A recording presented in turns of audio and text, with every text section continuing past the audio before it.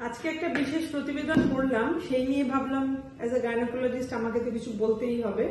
এই প্রতিবেদনটা বম্বেতে একটা স্লামের উপর একটা স্টাডি হয়েছে মেনস্ট্রুয়াল ফ্যাক্টস নিয়ে, এবং সেখানেটাই একটা প্রতিবেদন হিসেবে বেরিয়েছে। এই স্টাডিটা করেছে institute of population study, international institute of population study. সেখানে আমার লার্নেড ফ্রেন্ড ডক্টর অপরাজিতা চট্টোপাধ্যায় এবং তার টিম একটা স্টাডি করেছে।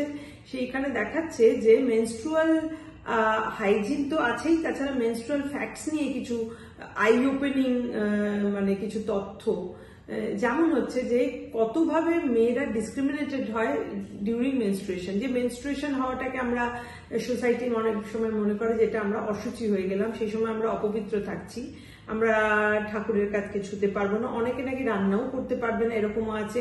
তার বিছানাটাও নাকি বদলে যাবে, সে নাকি সেখানে শুতে পারবে না কারণ সে অসুচি আছে।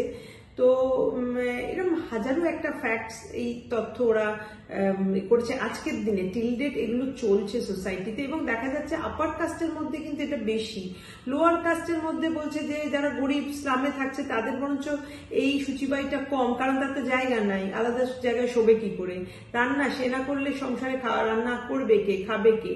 তো এইগুলো তো তাদের ক্ষেত্রে অতটা অ্যাপ্লিকেবল তারা করতে পারছে না, কিন্তু হয়তো মনে ইচ্ছা থাকছে। কিন্তু আপার কাস্ট যাদের পয়সা আছে, নট কাস্ট, আপার স্ট্যাটায় যারা আছে, তারা যাদের পয়সা আছে, ঘর আলাদা আছে, তখন নাকি মহিলাকে আলাদা শুতে হচ্ছে, সে নাকি সংসারের কাজ করতে পারছে। এরকম হাজারো ফ্যাক্টর আছে। অথচ দেখো এই মেনস্ট্রুয়েশন, এই ব্যাপারটা হচ্ছে কিন্তু একটা নর্মাল ফিজিওলজি। তাহলে যদি বলো তুমি বাথরুম করা, ধরো ইউরিন পাস করা, টয়লেট যে কোনো ভাবে ধরো স্টুল পাস করা, এগুলো তো নর্মাল ফিজিওলজি।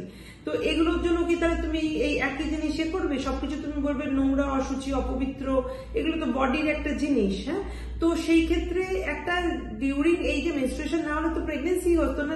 মানে পৃথিবীর জন্মের মানে মানুষ যে কোনো জীবের সৃষ্টির জন্য তো তোমার এইটা তো ইউটেরাস দরকার, ওভারি দরকার, তার রেগুলার শ্রেডিং দরকার, that's how a cycle runs.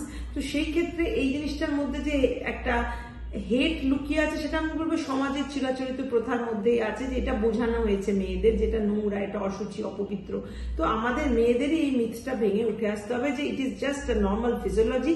এর মধ্যে এই এমন কিছু নেই যেটা আমি অন্য দিনে করতে পারি, আমার মাসিক হলে করতে পারবো না। এই মিথটা ভেঙে আমি বলবো আধুনিক প্রজন্মের সমস্ত মহিলাকে তোমরা এগিয়ে আসো, এবং ছেলেদেরও এটা বুঝতে হবে। এটার মধ্যে রাগ ঢাক করার কিছু নেই। ছেলের সামনে এই কথাটা আলোচনা করা যায় না, না এটা নর্মাল ফ্যাক্ট। কারণ যদি পেটে ব্যথা হয়, ডিসেন্ট্রি হয়, আমার সাথে বলে না সে যেটা আমার ভাই ওখানে খেয়েছিলাম, আমার পেট খারাপ হয়েছে, তো তোর মাসিক হয়েছে বলাতে অসুবিধা কি আছে? Normal physiology of the body. তো এই মিথটা ভেঙে ফেলার দায়িত্ব ছেলে মেয়ে সবার। আধুনিক প্রজন্মকে বলবো এটা ভেঙে কিন্তু এগিয়ে আসতে হবে, না হলে এই ছুটমার্গ কোনোদিনও কাটবে না।